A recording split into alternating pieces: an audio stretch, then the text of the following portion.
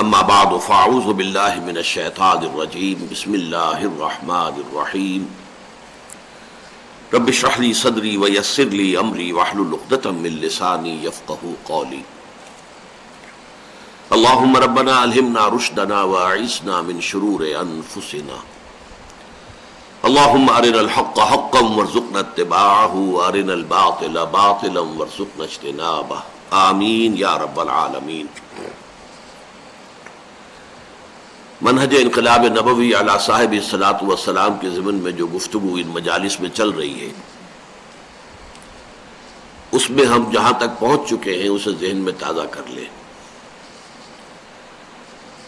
انقلاب کے لفظی معنی کیا ہے؟ انقلاب کا اصطلاحی مفہوم کیا ہے؟ نمبر 2، انقلابات عالم میں انقلاب محمدی صلی اللہ علیہ وسلم کی کیا امتیازی شان ہے، اور ان امتیازی شانوں ہی کے حوالے سے یہ نتیجہ کہ اگر ہم یہ جاننا چاہیں کہ انقلابی عمل کسے کہتے ہیں، کیا پروسیس ہے ریولوشن کا، ٹرو ریولوشن، تو ہمیں سوائے اس کے کہ ہم سیرت النبی علیہ صاحب الصلاۃ والسلام کی طرف رجوع کریں، دنیا میں کوئی اور سورس اس کی نہیں۔ پھر ہم نے جنرلائز ٹرمینالوجی میں دینی اصطلاحات سے اجتناب کرتے ہوئے یہ سمجھنے کی کوشش کی ہے کہ کسی انقلاب کے مراحل کون کون سے ہوتے ہیں، اور میں نے عرض کیا تھا کہ میں نے وہ اخذ کیے ہیں سیرت النبی سے صلی اللہ علیہ وسلم، لیکن ابتداءً بیان انہیں جنرلائز ٹرمز میں کیا ہے تاکہ جو دینی اصطلاحات کے کچھ مفہوم جو محدود قسم کے ہیں وہ ذہنوں میں راسخ ہو چکے ہیں، ان سے ذرا ہٹ کر بات کھل کر سامنے آ جائے۔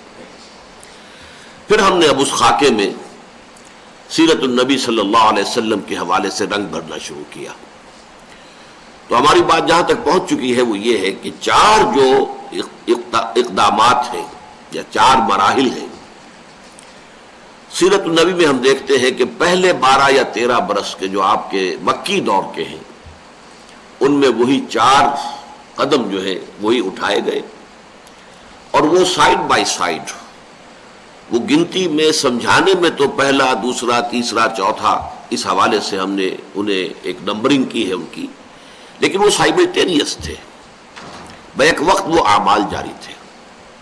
نمبر 1، دعوت ایمان بذریعہ قرآن اور ذرائع ابلاغ جو بھی اس وقت میسر تھے ان سب کے بھرپور استعمال کے ذریعے۔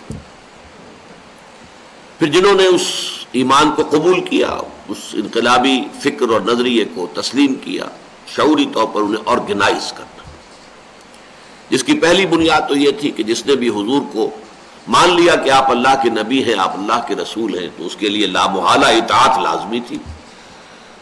تو تنظیم کا جو اصل تقاضا ہے، جو اس کا ایسنس ہے، سمع و اطاعت، وہ تو اول روز ہی سے موجود ہے، لیکن یہ کہ بعد میں آپ نے ایک موقع پر بیعت لے کر، ایک تو یہ کہ جو اگلے آئندہ مراحل تھے کہ جن میں تصادم نے شدت اختیار کرنی تھی اور 2 طرفہ تصادم ہونا تھا، اس کے لیے ایک تنظیمی ڈھانچہ استوار کیا، اور اپنے بعد کے لیے ایک اسوہ چھوڑا، اس لیے کہ ظاہر بات ہے کہ آپ پر نبوت و رسالت کا اختتام ہو گیا تھا، اور آئندہ کوئی بھی حیت اجتماعیہ اس بنیاد پر قائم نہیں ہونے والی تھی کہ کسی کو نبی مانا جائے اور اس کی اطاعت کی جائے۔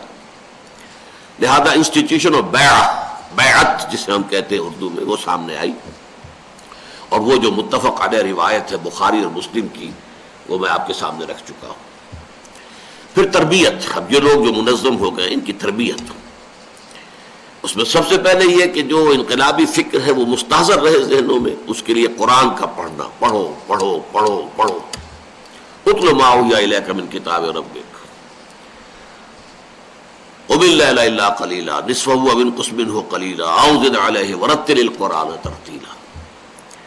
نمبر 2، سمع و طاعت، اس کی عادت ڈالو، اس کے خوگر ہو جاؤ، اور اس میں خاص طور پر جو 4تھا سٹیپ تھا جو بعد میں بیان کروں گا، اس کے ذریعے سے بہت بڑی تربیت حاصل ہوئی سمع و طاعت کی۔ تیسرے پھر یہ کہ تن من دھن قربان کرنے کے لیے آمادہ ہو جانا، جس کی اصل بنیاد ایمان بالآخرہ ہے، کہ اصل زندگی تو وہ زندگی ہے، اگر اس زندگی کی ہر شے ہم اللہ کی راہ میں لگا دیں تو we stand to lose nothing. وہ تو سیونگ ہو رہی ہے ہماری. سارا مال آپ نے اللہ کی راہ میں دے دیا تو کہاں گیا؟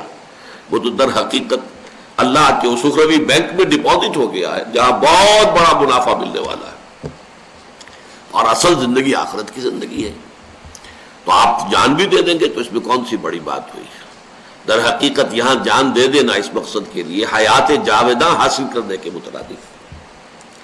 مزید برآں ایک روحانی تربیت کے لیے مخالفت نفس، یہ جو ہمارا اینیمل انسٹنکٹس والا نفس ہے، اڈ اور لیبیڈو، اس کو کچلنے کے لیے قیام اللیل یا صلاۃ تہجد اور انفاق فی سبیل اللہ، خرچ کرو خرچ کرو خرچ کرو. یہ تربیت نبوی کے اہم جو ہے عنوانات ہیں. چوتھا سٹیپ یہ تھا کہ جب تک طاقت کافی نہ ہو جائے، کوئی بھی پرسیکیوشن ہو، کوئی بھی تشدد ہو، کوئی بھی زیادتی کی جائے، خواہ زبانی کلامی خواہ جسمانی طور پر، اینی پرسیکیوشن وربل اور physical, take it without any retaliation. صبر محض، صبر کرو، پیسو ریزسٹنس، ڈٹے رہو، پیچھے نہ ہٹو. احد احد احد، چاہے تمہارا مار مار کر بھرکس نکال دیں لیکن جوابی کارروائی کوئی نہیں. Passive resistance. یہ 4 مراحل ہیں کہ جو ساتھ کے ساتھ 12-13 برس تک جو ہے مکے کے اندر جاری رہے. اس کے بعد اصل میں آیا ہے جو کروشل سٹیج ہے. میں نے عرض کیا تھا کہ سب سے زیادہ جو ہے جو فیصلہ کن بات ہے وہ یہ ہے کہ کب اور کیسے پیسو ریزسٹنس ایکٹیو ریزسٹنس میں تبدیل ہو. یہ ہے انتہائی کریٹیکل، انتہائی فیصلہ کن مرحلہ. اور دونوں باتیں میں عرض کر چکا ہوں. اگر یہ قبل از وقت ہو جائے تو بھی تباہی ہے.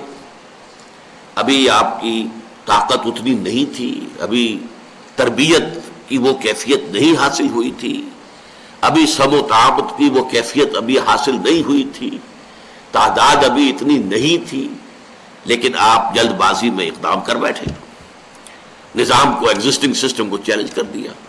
ظاہر بات ہے اگر خلوص اور اخلاص کے ساتھ یہ غلطی ہوئی ہے تو اخروی جو اس کا اجر و ثواب ہے وہ محفوظ رہے گا، لیکن دنیاوی اعتبار سے وہ انقلابی جدوجہد ناکام ہو جائے گی. لیکن دوسری طرف یہ بھی ہے کہ اگر اس کا وقت آ گیا ہو، میچور ہو چکا ہو وقت، اور پھر قدم نہ اٹھایا جائے تو یہ بھی گویا کہ ایسے ہے کہ as if you miss the بس نکل گئی، اب کھڑے رہیے آپ. تو اس وقت کا احساس بھی صحیح ہے کہ ہونا چاہیے وقت پر، اور بر وقت اقدام بھی ہونا چاہیے، لیکن قبل از وقت اقدام نہ ہو. اب یہاں یہ بات نوٹ کر لیجئے کہ یہ فیصلہ نبی اکرم صلی اللہ علیہ وسلم کی اس انقلابی جد و جہد میں اللہ تعالیٰ نے کیا ہے، لہذا وہ ہر خطا سے پاک ہے. آئندہ جب بھی کبھی یہ قدم اٹھے گا تو ظاہر بات ہے کہ جو بھی اس وقت کی انقلابی جماعت ہوگی، اس کی جو قیادت ہے، اس کا اجتہادی فیصلہ ہوگا. یہ اجتہادی فیصلہ جو ہے اس میں خطا کا بھی امکان ہے اور اس میں صحیح اور ثواب رائت کے پہنچ جانے کا بھی امکان ہے، لیکن ظاہر بات ہے کہ خطا کی شکل میں بھی اخروی ثواب محفوظ رہتا ہے اگر خلوص اور اخلاص کے ساتھ سارا کام کیا گیا.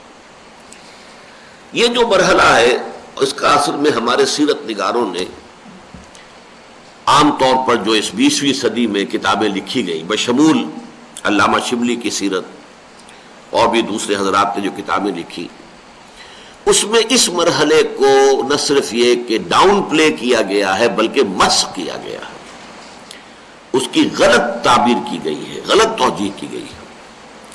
اس لیے کہ مغرب نے ہمارے خلاف پروپیگنڈا کیا تھا کہ اسلام تو تلوار سے پھیلا ہے، یہ بڑا خونی مذہب ہے، یہ تو منہ خون آتی ہے اس قوم کے افسانوں سے. محمد عربی نے تو تلوار کے ذریعے سے اپنے دین کو پھیلایا صلی اللہ علیہ وسلم. میں آپ کو بتا چکا ہوں ٹوائنبی کا جملہ، Muhammad failed as a prophet but succeeded as a statesman. اور منگومری واٹ کی 2 کتابیں، محمد at Mecca, Muhammad at Medina صلی اللہ علیہ وسلم، اور کنٹراسٹ اس میں اس نے جو ہائی لائٹ کیا. لہذا ہمارے ہاں سے کچھ لوگوں نے بڑا اپولوجیٹک انداز اختیار کیا، معذرت خواہانہ. نہیں نہیں نہیں نہیں، حضور نے تو صرف دفاعی جنگیں لڑی ہیں، وہ تو کفار کی طرف سے اقدام ہوا تھا، وہ حملہ آور ہوئے تھے. وہ مکے سے چل کر 1000 کی فوج لے کر نکلے تھے، یہاں سے تو صرف دفاع ہوا ہے، کوئی اقدام نہیں ہوا۔ یہ بات 100% غلط ہے۔ ایک تو انقلابی جدوجہد کے حوالے سے ایک منطقی جو تقاضا ہے اس کو سمجھ لینا چاہیے، یہ تو اس انقلاب کے داعیوں کا کام ہے کہ وہ اقدام کریں۔ اصل میں جو بھی ایگزسٹنگ سسٹم ہوتا ہے، پولیٹیکو سوشو اکنامک سسٹم، وہ تو اسٹیٹس کو وہ چاہتا ہے، وہ نہیں چاہتا کوئی تبدیلی آئے۔ لہذا فرض کیجئے کہ جب مکے سے لوگ چلے گئے، حضور چلے گئے، صحابہ کرام چلے گئے، تو ایک طرح سے یوں سمجھیے کہ ان کے سر سے بلا ٹل گئی، لہذا ان کی طرف سے ابھی کسی اقدام کا سوال نہیں تھا۔ اگرچہ یہ نوٹ کر لیجئے، عام اصطلاحات کے حوالے سے بتا رہا ہوں آپ کو کہ ایک ہوتے ہیں ڈوز، ایک ہوتے ہیں ہاکس۔ ہر معاشرے میں، ہر ملک میں، ہر انتظامیہ میں اس طرح کے لوگ ہوتے ہیں۔ پینٹاگون میں بھی، امریکہ کا جو ادارہ ہے اس میں بھی ہاکس بھی ہیں، ڈوز بھی ہیں۔ کچھ لوگ ہوتے ہیں جو کہتے ہیں نہیں بس آگے کا بڑھو، اقدام کرو، کچل دو، ہر مخالفت جو ہے اس کو جو ہے تہس نہس کر کے رکھ دو۔ کچھ لوگ ہوتے ہیں نہیں بھائی مصلحت دیکھو، ذرا حالات کو دیکھو، اور یہ میں اس کو محاورے کی زبان میں کہہ رہا ہوں کہ اگر گڑ دے کر مارا جا سکتا ہو تو زہر دینے کی کیا ضرورت ہے۔ تو یہ ڈوز اینڈ ہاکس کی ایک کشمکش جو ہے مکے میں جاری ہو چکی تھی۔ ابو جہل جو ہے وہ ہاکس کا سرغنہ تھا، عقبہ ابن ابی معیط تھا، اور لوگ تھے، نضر ابن حارث تھا، اور لوگ تھے۔ یہ تو اس پر اصرار کر رہے تھے کہ ہمیں محمد کا تعاقب کرنا چاہیے صلی اللہ علیہ وسلم، اور ان کے نزدیک اس فتنے کو بالکل کچل دینا چاہیے۔ انہیں وہاں موقع مل گیا تو نہ معلوم کیا شکل اختیار کر لیں، کس طرح سے یہ پھر کوئی اقدام کر بیٹھے۔ لہذا ہم پریمپٹ کریں، ہم جاگے جائیں، تعاقب کریں، پیچھا کریں، اور مدینے ہی میں جا کر ان کو ہلاک کریں۔ لیکن دوسری طرف ڈوز بھی تھے۔ ان ڈوز میں ایک بہت نمایاں شخصیت تھی عتبہ ابن ربیعہ کی، وہ چونکہ بہت سینئر آدمی تھا۔ یہ عتبہ خسر تھا ابو سفیان کا، ہند کا باپ عتبہ، اور یہ سینئر لوگوں میں سے تھا۔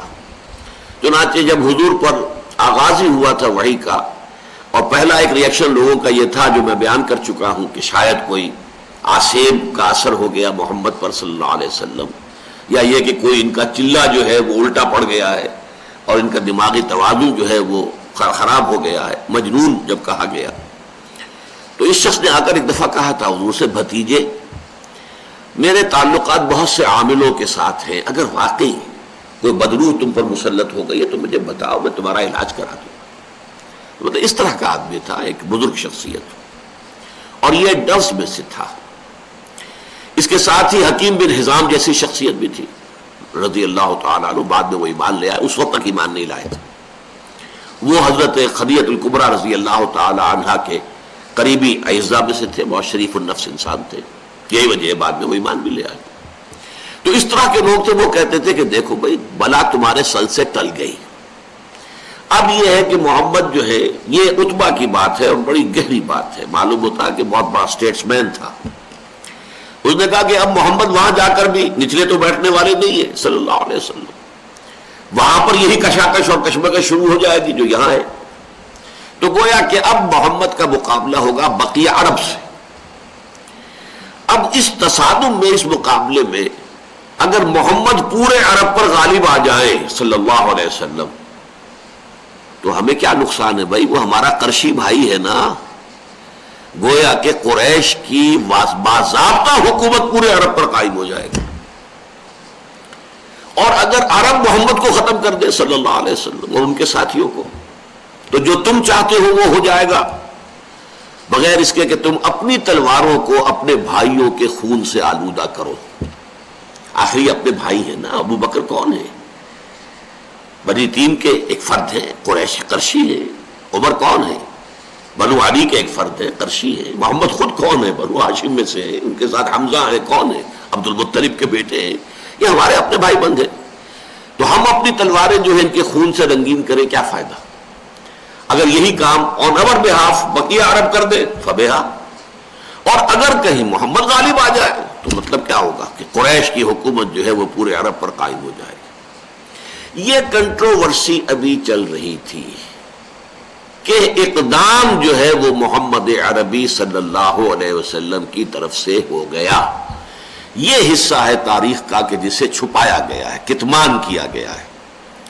چنانچہ مولانا شبلی نے اس کو بہت ہی کہیں حاشیے میں کوئی تھوڑا سا دے دیا ہے، ورنہ یہ اہم ترین حصہ جو ہے اس کو انہوں نے یہ کہ چھپانے کی کوشش کی ہے کہ کہیں یہ بات سامنے نہ آ جائے کہ پہل حضور کی طرف سے ہوئی ہے.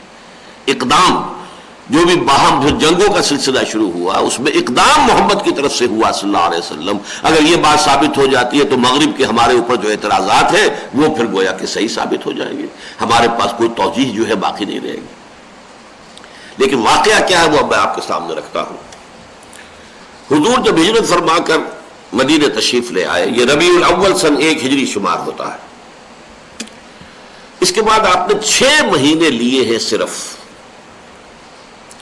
کس چیز کے لیے؟ اسے میں جدید اصطلاح میں کہہ رہا ہوں internal consolidation of his position at Medina. اب نئے نئے آئے ہیں مدینے میں، نئے نئے مہاجرین آئے ہیں یہاں پر. یہاں جب تک کہ اپنی جگہ مستحکم نہ ہو جائے، پوزیشن مضبوط نہ ہو جائے، تو کوئی اقدام جو ہے وہ غلط ہوگا. باہر کی طرف رخ کرنے سے پہلے اندرونی استحکام ضروری ہے. تو یہ بڑی عمدہ ایک ریلیشن شپ قائم ہوتی ہے کہ 6 مہینے اور 3 کام. پہلا کام مسجد نبوی کی تعمیر، ایک مرکز وجود میں آ گیا. اب یہ نماز کے لیے بھی ہے، عبادت گاہ بھی ہے، یہی دار الندوہ بھی ہے، باہمی مشاورت کے لیے ہے، یہی گویا کہ سوشل سینٹر ہے، یہی پر مسلمانوں کا جو ہے تعلیم کا اور تدریس کا نظام جاری ہے. یہ سارا معاملہ، وہ خانقاہ بھی ہے، وہ دارالعلوم بھی ہے، اور وہ دارالحکومت بھی ہے، پارلیمنٹ ہاؤس بھی ہے، شورا بھی ہے، سب کچھ ہے. مرکز ایک کام. دوسرا کام، یہ جو 2 عناصر اب مدینے میں جمع ہو گئے، ایک پرانے جو یہاں کے رہنے والے تھے اوس اور خزرج جو ایمان لے آئے، اور ایک ادھر سے جو مہاجرین آئے ہیں. ظاہر بات ہے کہ قبیلے علیحدہ ہیں، اور اس زمانے میں تو 350 برس کا فاصلہ بہت بڑا، 350 میل کا فاصلہ بہت بڑا فاصلہ تھا. ان کے درمیان کوئی قرب تھا ہی نہیں. ویسے بھی پیشے کے اعتبار سے وہ تجارت پیشہ اور یہ زراعت پیشہ، ہر اعتبار سے مختلف، روایات مختلف. لیکن ان کو انٹیگریٹ کرنا کہ یہ ایک آرگینک ہول بن جائے، وحدت. ان کے اندر جو ہے یہ اختلاف جو ہے کہیں کسی موقع پر کہیں کمزوری کی ایک سورس نہ بن جائے. چنانچہ تاریخ انسانی کا وہ واقعہ جس کی کہ واقعتاً کہ کوئی نظیر پوری تاریخ نہیں دے سکتی، مواخات جو بین المہاجرین والانصار ہوئی ہے. مہاجرین میں سے ایک، انصار میں سے ایک، بھائی بھائی قرار دے دیا حضور نے. اور پھر اس درجے ہوا ہے معاملہ کہ جو انصاری صحابی تھے ان میں سے اگر کسی کی دکان تھی، اس نے اپنی دکان کے بیچ میں دیوار کھڑی کر دی، لو بھائی آدھی تمہاری آدھی میری، یہاں تم بیٹھ کے کاروبار کرو. محمد نے صلی اللہ علیہ وسلم تمہیں میرا بھائی بنایا. مکان تھا، مکان میں بیچ میں دیوار کھڑی کر دی، یہ تمہاری رہائش کے لیے، یہ میری رہائش ہے. یہاں تک کہ ایک انصاری صحابی اپنے مہاجر بھائی کو گھر لے گئے. ان کی 2 بیویاں تھیں، اور پردے کے احکام تو نہ آئے تھے، نہ پردہ وہاں کہیں تھا. عرب میں کوئی پردے کا رواج تھا ہی نہیں. گھر میں لے گئے سیدھے، کہا یہ 2 بیویاں میری، ان میں سے جو تمہیں پسند ہو تم اشارہ کر دو، میں طلاق دے دوں گا، تم شادی کر لو.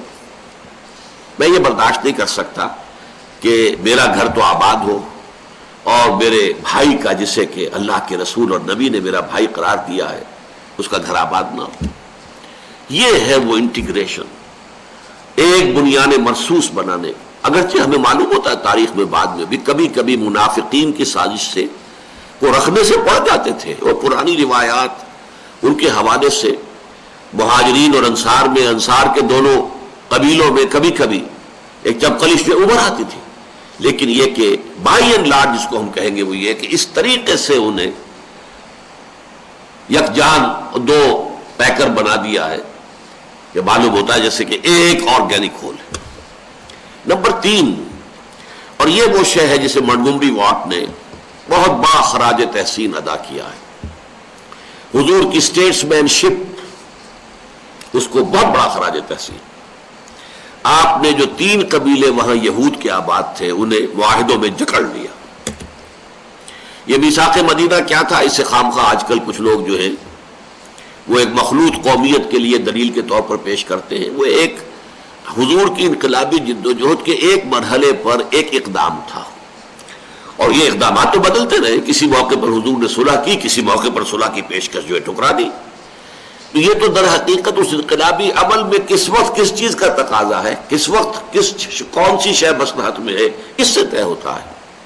بہرحال اس کا جو اصل اس انقلابی جدوجہد میں مقام ہے وہ یہ ہے کہ یہ میثاق مدینہ در حقیقت جوائنٹ ڈیفنس آف مدینہ کی شکل اختیار کر گیا کہ اگر مدینے پر حملہ ہوگا، یہ ہے اس کا کرکس، اصل شے، تو ہم ایک امت کی حیثیت سے دفاع کریں گے.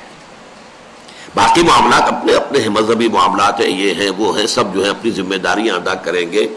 مقدمات قتل کے ہوں گے تو اپنی اپنی دیت، اپنی اپنی چیزیں ادا کریں گے، یہ سارا اپنی جگہ رہے گا. لیکن اگر حملہ ہو جاتا ہے مدینے پر، گویا کہ وہ جو ہاکس کی بات ہو رہی تھی مکے میں، اس کے لیے بھی حضور نے خود ہی پیش بندی کر لی کہ اگر وہ ہاکس جو ہے if they get the upper hand اور قریش آ کر مدینے پر چڑھائی کرتے ہیں تو ایسا نہ ہو کہ پھر یہ یہودی جو ہے علیحدہ ہو کر کھڑے ہو جائیں یا ان کا ساتھ دے دیں.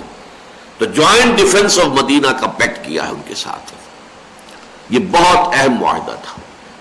یہ 3 کام حضور نے کیے جن کا حاصل میں نے وہ اصطلاح پہلے استعمال کر دی ہے، internal consolidation of his position at Medina. Medina Munawwarah میں اپنی حیثیت کو مستحکم کرنا. اور آپ نوٹ کیجئے 7ویں مہینے سے آپ نے اقدام شروع کر دیا، ایکٹیو ریزسٹنس. وہ اقدام کیا تھا؟ آپ نے پے بپے چھوٹے چھوٹے دستے بھیجنے شروع کیے. وہ جو کیروان روٹس تھے، تجارتی قافلوں کے راستے، یہ میں بیان کر چکا ہوں کہ قریش کی خوشحالی کا اصل سبب کیا تھا.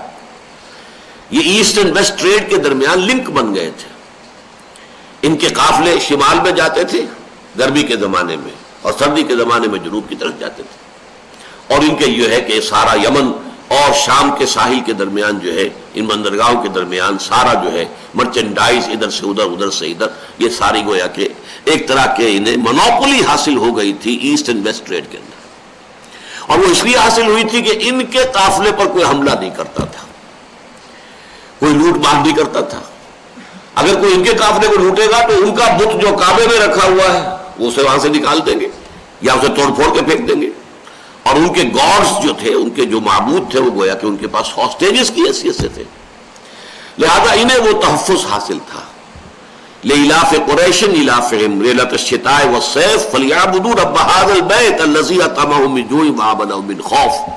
اس سورہ مبارکہ میں اسی کی طرف اشارہ کیا گیا.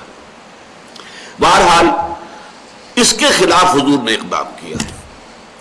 آپ نے اکثر جو مہمیں بھیجی وہ تو تھی شمالی جو راستہ تھا، کاروان روٹ جو شام کی طرف جاتا تھا تو وہ بدر سے ہو کر گزرتا تھا. بدر کی وادی جو ہے اس کا ایک سرا جو ہے وہ شام کی طرف ہے، ایک سرا جو ہے وہ مکے کی طرف ہے، ایک جو دہنا ہے اس مشرقی، اس کا دروازہ کھلتا ہے مدینے کی طرف. گویا کہ یہ 3 راستے آ کر اس وادی میں، وادی بدر میں، کہ جو ہر 4 طرف تو باقی پہاڑوں سے ہے، یہ 3 راستے اس میں نکلتے ہیں. تو یہاں سے ہو کر قافلے گزرتے تھے. اور وہ مدینے سے تو صرف 80 میل کے فاصلے پر ہے، اور مکے سے وہ 200 میل کے فاصلے پر ہے. تو یہاں سے حضور نے دستے بھیجنے شروع کیے، اپنی پریزنس ثابت کر دی. We are very much here now. اور تھریٹن کیا ان کی لائف لائن کو. لائف لائن یہ جو انسان کی زندگی کی شہرک ہوتی ہے، تو ان کی زندگی، ان کی جو معاشی زندگی تھی اس کی شہرک تھی یہی تجارت.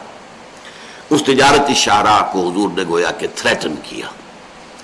اگر نوٹ کیجئے 1 سال میں 8 مہمیں ہیں. ربیع الاول سن 1 میں آپ تشریف آور ہوئے ہیں مدینہ منورہ میں.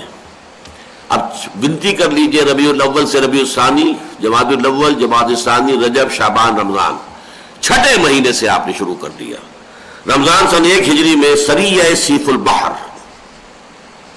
شوال سن 1 میں سریہ رابغ، ذی قعدہ سن 1 میں سریہ خرار، سفر سن 2 ہجری میں غزوہ ابوا یا ودان. اب یہ غزوہ اور سریہ کا فرق سمجھ لیجئے. یہاں تو حضور صرف کوئی چھاپا مار دستہ بھیجتے تھے، خود نہیں جاتے تھے، وہ سریہ کہلاتا ہے، جس کی جمع سرایا ہے. اور جب حضور خود بھی شریک ہوتے تو وہ غزوہ کہلاتا ہے، جس کی جمع غزوات ہے. تو پہلے جو میں نے 3 گنوائے وہ سرایا ہے، سریہ سیف البحر، سریہ رابغ، سریہ قرار. لیکن پھر سفر 2 میں غزوہ ابوا یا ودان، پر ربیع الاول سن 2 میں غزوہ بوات، ربیع الاول سن 2 ہی کے اندر غزوہ صفوان، جمادی الاول اور جمادی الاخری سن 2 میں غزوہ ذی العشیرہ، یہ اور پھر سب سے آخری سریہ نخلہ، یہ رجب سن 2 میں. ایک سال کے اندر ایک رمضان سے دوسرے رمضان تک، یعنی سن 2 کے رمضان میں غزوہ بدر ہو گیا، سن 1 کے رمضان سے آپ نے پہلا سریہ بھیجا. ان سرایا کا مقصد تھا ان تجارتی قافلوں کا راستہ روکنا. اب اس کو آپ کہیں گے، 2 اصطلاحات اب جدید میں آپ کے سامنے رکھ رہا ہوں. اکنامک بلاکیڈ آف مکہ، اس لیے کہ اگر یہ تجارتی شاہراہ مخدوش ہو گئی تو گویا کہ معاشی اعتبار سے گھیراؤ ہو گیا مکے کا. Economic blockade. آپ کو معلوم ہے کہ سن 67 کی جو 6 روزہ جنگ ہوئی تھی عرب ممالک اور اسرائیل کے مابین، وہ اس پر ہوئی تھی کہ عقبہ کی جو بندرگاہ ہے اسے صدر ناصر نے، جو اس وقت مصر کے حکمران تھے، بلاک کر دیا تھا. بلاکیڈ آف عقبہ، جس کے نتیجے میں پھر اسرائیل نے بھرپور حملہ کیا پوری قوت کے ساتھ، اور ادھر جو ہے شام سے گولان ہائٹس لے لیے، مصر سے پورا سرائے سینا لے لیا، سرائے پیننسولا، اور اردن سے یہ پورا ویسٹ بینک وغیرہ سارا کا سارا لے لیا، چھین لیا. تو یہ بلاکیڈ جو ہوتا ہے یہ بلاکیڈ ہے. اور اس میں حضور صلی اللہ علیہ وسلم خود گئے ہیں. غزوہ ذی العشیرہ جو ہے یہ تو در حقیقت وہ غزوہ ہے کہ یہ اصل میں ایک بہت بڑا قافلہ تیار کیا گیا تھا کہ جتنے مہاجرین مکے کو چھوڑ کر مدینے چلے گئے تھے ان کا اساس البیت سارا ضبط کیا گیا، اور اس سے پھر ایک فنڈ کریٹ کیا گیا، کیپٹل بنایا گیا. اس سے یہ ایک بہت بڑا جو ہے وہ ایک قافلہ تیار کیا گیا. وہ اصل میں فنڈ ریز کر رہے تھے تاکہ یہ جو بھی اب اگلے مراحل آنے ہیں محمد کے ساتھ ٹکراؤ کے، اگر آنے ہیں تو اس کے لیے ہم اپنی پوری جو معاشی حیثیت مستحکم کر لیں. حضور نے اس کا تعاقب کیا جب وہ قافلہ ابو سفیان کی سرکردگی میں جا رہا تھا شام کی طرف، لیکن وہ قافلہ نکل گیا، حضور اس کو کیچ نہیں کر سکے. اس اعتبار سے نوٹ کیجئے.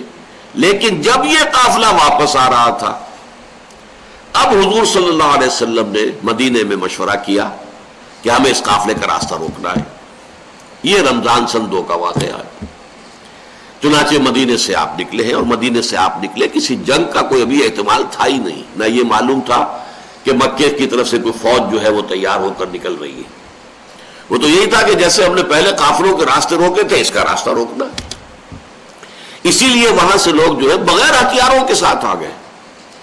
اس سے پہلے تمام سرایا میں اور جو بھی حضور نے بھی جو غزوات میں حصہ لیا، تو صرف یہ ایک بالکل ایکسکلوسیولی مہاجر فینومینن تھا.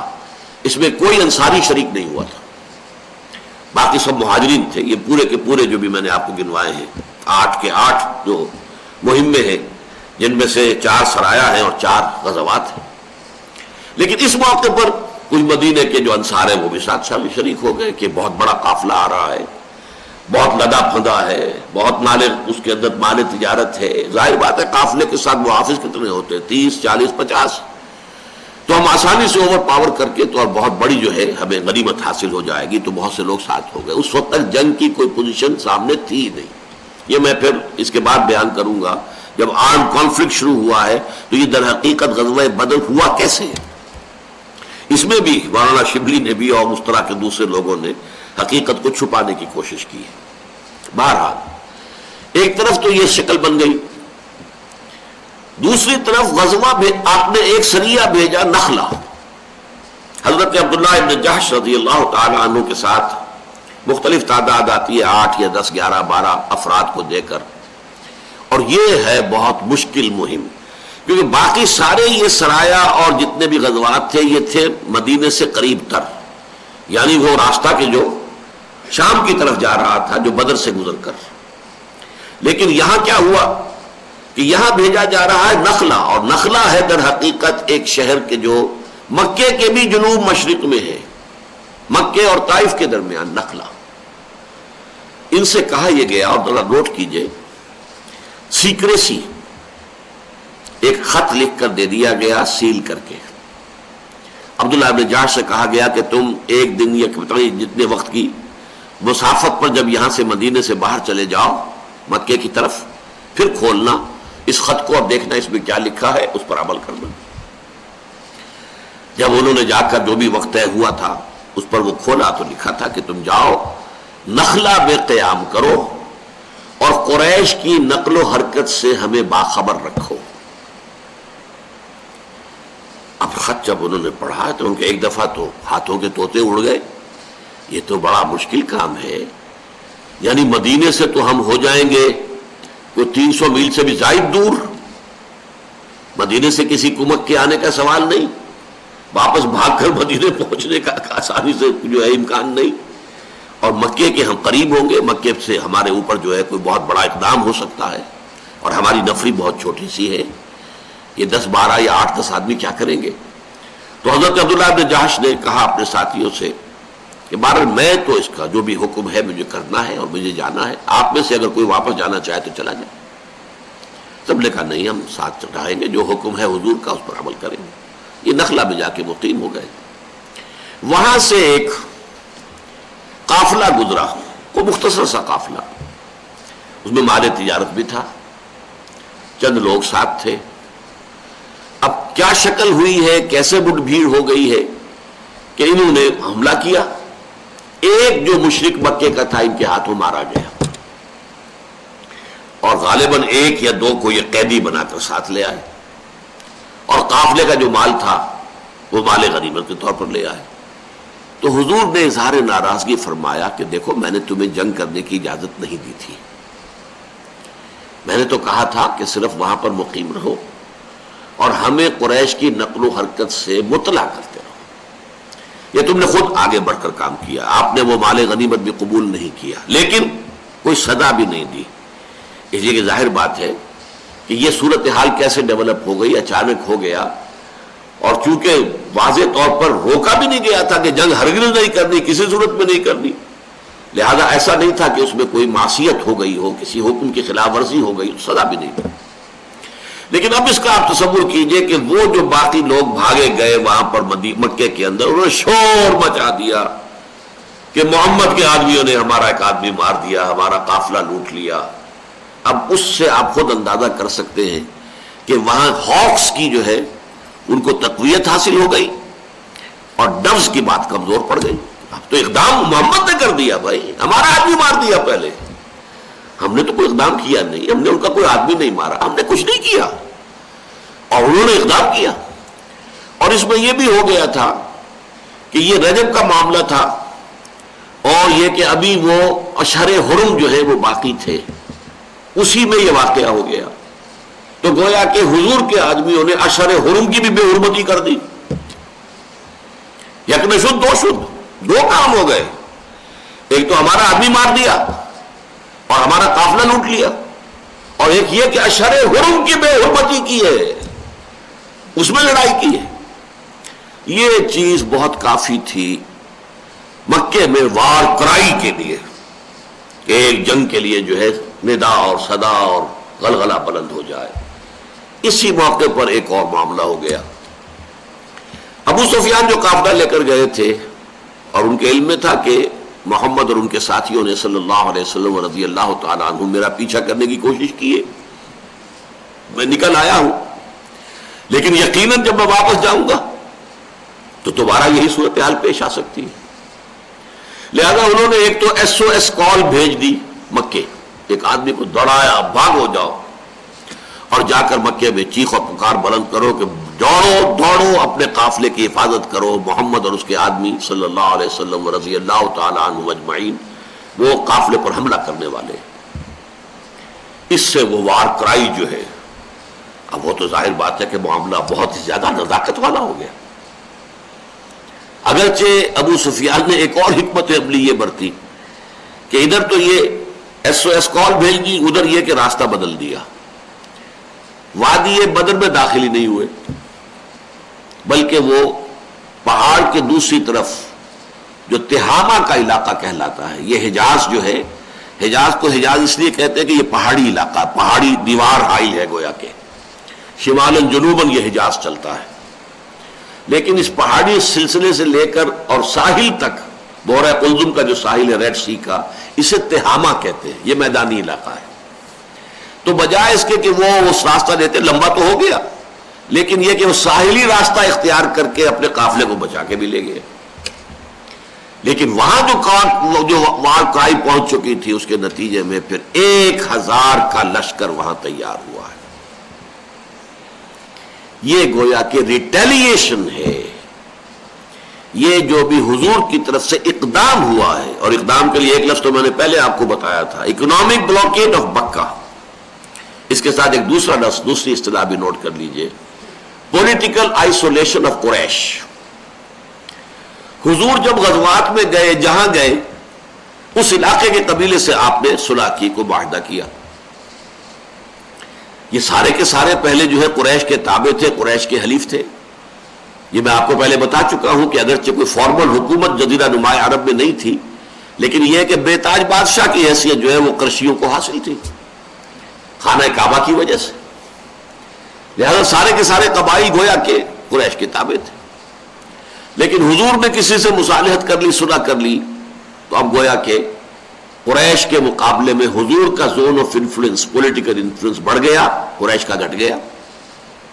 پہلے وہ حلیف تھے قریش کے، اب حلیف ہو گئے محمد کے صلی اللہ علیہ وسلم۔ یا بعض نے یہ کہا کہ صاحب ہم تو نیوٹرل رہیں گے، ہم نہ قریش کی مدد کریں گے آپ کے خلاف، نہ آپ کی مدد کریں گے قریش کے خلاف۔ ٹھیک ہے، اس سے بھی ظاہر بات ہے کہ zone of influence, political influence of Quraysh diminished, اب وہ جو ہے نیوٹرل ہو گئے، اب ان کے ساتھی نہ رہے، حلیف نہ رہے۔ تو یہ ہے اصل میں پیسو ریزسٹنس کے بعد ایکٹیو ریزسٹنس کا جو 1 سال ہے حضور کا، یعنی یوں سمجھیے کہ رمضان سن 1 سے شروع ہو کر اور رمضان سن 2 ہجری کے درمیان کا جو 1 سال ہے، جس میں یہ 8 مہمیں ہیں، 4 سرایا ہیں اور 4 غزوات ہیں، یہ در حقیقت ایکٹیو ریزسٹنس، جو میں نے کہا تھا کہ نظام کو چھیڑے تو وہ پوری طاقت کے ساتھ ریٹیلیٹ کرے گا۔ جیسے کہ گاندھی نے نمک بناؤ تحریک شروع کی، پرماتما کا سمندر ہے، پرماتما نے اس میں نمک پیدا کیا ہوا ہے، ہم تو پرماتما کے سمندر سے پرماتما کا پیدا کیا ہوا نمک نکالنے جا رہے ہیں۔ ہم نے تو کسی کو کچھ نہیں کہا، ہم نے برطانیہ کے خلاف کوئی بغاوت نہیں کی، کچھ نہیں کیا، لیکن اس کے معنی کیا تھے؟ ایکسائز ڈیوٹی تھی اس پر، تو گویا کہ آپ نے taxation policy of British India اسے چیلنج کر دیا۔ تو نظام جو ہوتا ہے پولیٹیکل سوشو اکنامک سسٹم، وہ تو ایک آرگینک ہول ہوتا ہے، جیسے انسانی جسم ہے، کوئی اگر یہاں پر زخم لگے گا تو درد آپ کو محسوس ہوگا، جسم کے کسی حصے میں کوئی نقص ہو، وہ پورا کا پورا جسم جو ہے، حدیث کے الفاظ بھی ہے، یہ پورا کا پورا جسم جو ہے وہ بخار میں اور جاگ کر جو ہے اس درد کو محسوس کرتا ہے۔ اسی طریقے سے وہ نظام جو ہے، چاہے آپ نے صرف ادھر چٹکی بری ہے یا ادھر کوئی اس کو جو ہے چھیڑا ہے، لیکن جب وہ ریٹیلیٹ کرتا ہے تو پوری طاقت کے ساتھ، اور اس کا مظہر ہے کہ 1000 کی فوج تیار ہوئی۔ اصل میں ہمارے نزدیک تو آج کل یہ 1000 کو خاص بڑی تعداد ہے ہی نہیں، لیکن آپ اس عرب کے خاص پس منظر کو ذہن میں رکھیے، اس کے اعتبار سے یہ بہت بڑی فوج تھی، اور کیل کانٹے سے لیس پوری تیاریاں اس کے لیے کی گئی تھی۔ وہ قافلہ جو ہے وہ ظاہر بات ہے کہ وہ تو بعد میں پہنچا ہے، یہ نکل کے آ چکا تھا، یہ 1000 کا جو ہے 1000 اونٹ لے کر چلے تھے، اس لیے کہ روزانہ جو ہے وہ 100 آدمیوں کے لیے 1 اونٹ ذبح ہوتا تھا ان کی وہ راشننگ کے لیے۔